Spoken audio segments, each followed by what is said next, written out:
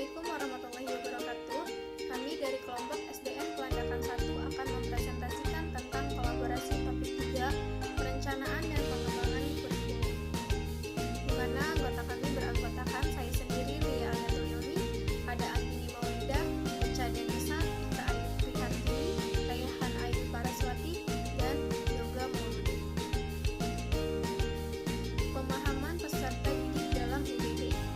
Jika peserta didik dikatakan telah memahami suatu masalah belajar, apabila peserta didik dapat melakukan perspektif dengan kemampuan sudut pandang peserta didik secara kritis, mampu membangun gambaran mengenai materi, teori, ataupun prosedur belajar. Yang pertama, konsep UBD atau Understanding by Design menekankan pentingnya pemahaman yang mendalam dan transfer belajar. Yang kedua, pemahaman peserta didik dalam UBD bukan hanya sebatas hafalan dan regurgitasi informasi, tetapi kemampuan untuk menggunakan pengetahuan dan keterampilan dalam situasi baru. Dan yang ketiga, pemahaman peserta didik memiliki 6 aspek, yaitu menjelaskan, menafsirkan, menerapkan, memiliki perspektif, mampu berempati, dan memiliki pengetahuan diri. Memiliki perspektif adalah salah satu dari 6 aspek pemahaman dalam UBD. Aspek ini menekankan kemampuan siswa untuk melihat sesuatu dari berbagai sudut pandang dan memahami berbagai perspektif serta kerangka berpikir. Perspektif memainkan peran penting dalam UBD karena membantu peserta didik untuk memahami tujuan pembelajaran. Perspektif membantu peserta didik untuk melihat bagaimana suatu materi atau teori terhubung dengan dunia nyata dan mengapa mereka perlu mempelajarinya. Perspektif mendorong peserta didik untuk mempertanyakan asumsi mereka dan mengevaluasi informasi dari berbagai sumber. Perspektif membantu peserta didik untuk melihat bagaimana suatu konsep atau keterampilan yang dapat diterapkan dalam situasi yang berbeda. Pentingnya memiliki perspektif. Perspektif penting dalam pembelajaran karena 1. Meningkatkan pemahaman. Perspektif membantu peserta didik untuk melihat kompleksitas suatu masalah dan memahami berbagai faktor yang mempengaruhinya. 2. Mengembangkan pemikiran kritis. Perspektif mendorong peserta didik untuk mempertanyakan asumsi mereka dan mengevaluasi informasi dari berbagai sumber. Yang ketiga, meningkatkan empati. Perspektif membantu peserta didik untuk memahami sudut pandang orang lain dan mengembangkan rasa empati. Yang keempat, meningkatkan kreativitas. Perspektif memungkinkan peserta didik untuk melihat masalah dari berbagai sudut pandang dan menemukan solusi yang kreatif. Berikan contoh konkret bagaimana peserta didik melakukan perspektif sesuai tema atau mata pelajaran Anda sebagai bukti mereka telah memahami. Contoh konkret yang pertama yaitu mata pelajaran IPAS, topiknya warisan budaya dan kelasnya kelas 5. Guru mengelompokkan siswa menjadi 4 kelompok yang masing-masing kelompok akan diberikan tugas yang berbeda, yaitu kelompok 1, cara generasi muda bisa terlibat dalam pelestarian budaya, kelompok 2, tantangan pengrajin seni tradisional, kelompok 3, dampak hilangnya warisan budaya, dan kelompok 4, kontribusi pariwisata terhadap pelestarian warisan budaya. Nanti di mana setiap kelompok ini mencari informasi tambahan dari buku, internet, atau sumber lainnya sesuai tugas yang diberikan. Setelah semua kelompok merangkum materinya, semua kelompok mempresentasikan hasilnya di depan kelas, dan semua kelompok juga diharuskan memberikan tanggapan mereka berupa kritik, saran, dan pertanyaan. Setelah diskusi selesai, adakan sesi refleksi bersama. Nah, kegiatan ini mendorong siswa untuk berpikir kritis dan memahami warisan budaya dari berbagai sudut pandang. Siswa dapat mengembangkan kemampuan komunikasi dan presentasi melalui diskusi. Dan yang terakhir, kegiatan ini juga menumbuhkan rasa empati dan kesadaran siswa terhadap pentingnya melestarikan warisan budaya. Materi selanjutnya akan dijelaskan oleh Echa Denisa.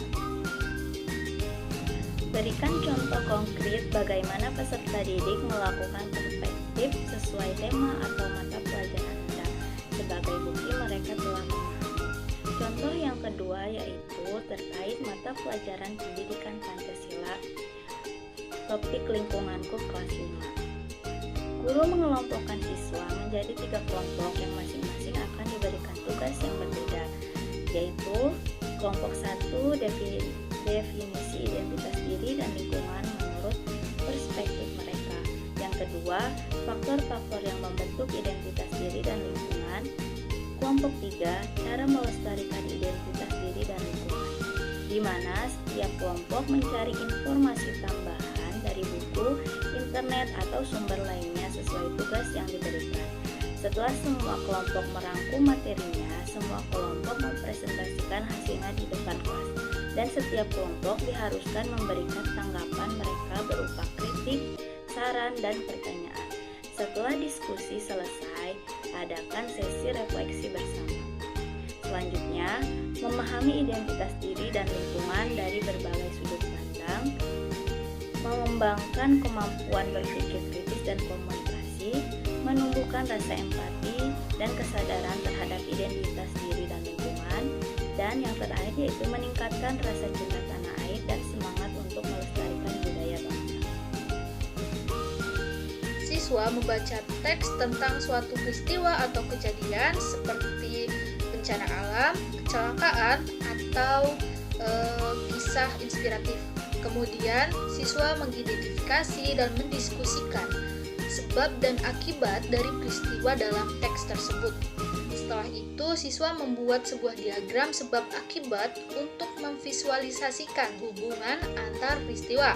Setelah siswa membuat diagram, guru meminta siswa membuat ringkasan singkat yang menjelaskan peristiwa, sebab akibat, dan pelajaran yang dapat diambil. Semua kegiatan dilakukan secara berkelompok. Kemudian, siswa berdiskusi tentang makna gotong royong dan contoh penerapannya dalam kehidupan sehari-hari. Setelah itu, siswa membuat poster yang berisi manfaat gotong royong dan ajakan untuk melaksanakannya. Setelah membuat poster, siswa melakukan simulasi kegiatan gotong royong di sekolah atau lingkungan tempat tinggal mereka. Dengan memahami berbagai perspektif, siswa dapat memahami isi teks, manfaat gotong royong, dan pentingnya kerjasama dalam menyelesaikan masalah dan membangun lingkungan yang lebih baik. Kesimpulannya, memiliki perspektif berarti melihat sesuatu dari berbagai sudut pandang. Dalam pembelajaran, hal ini dapat dilakukan dengan berbagai cara, seperti menganalisis teks dari berbagai sudut pandang, mencari sebab akibat, membuat ringkasan, dan menganalisis informasi dari berbagai sumber. Kemudian, melakukan kegiatan yang melibatkan berbagai sudut pandang, seperti diskusi, simulasi, dan proyek kelompok. Selanjutnya, merefleksikan pengalaman dan belajar dari berbagai sudut pandang, seperti berpikir kritis tentang apa yang telah dipelajari dan bagaimana hal tersebut dapat diterapkan dalam kehidupan nyata. Dengan memiliki perspektif, siswa dapat lebih memahami dunia sekitar mereka dan menjadi pembelajar yang lebih efektif. Terima kasih. Sekian dari saya. Wassalamualaikum warahmatullahi wabarakatuh.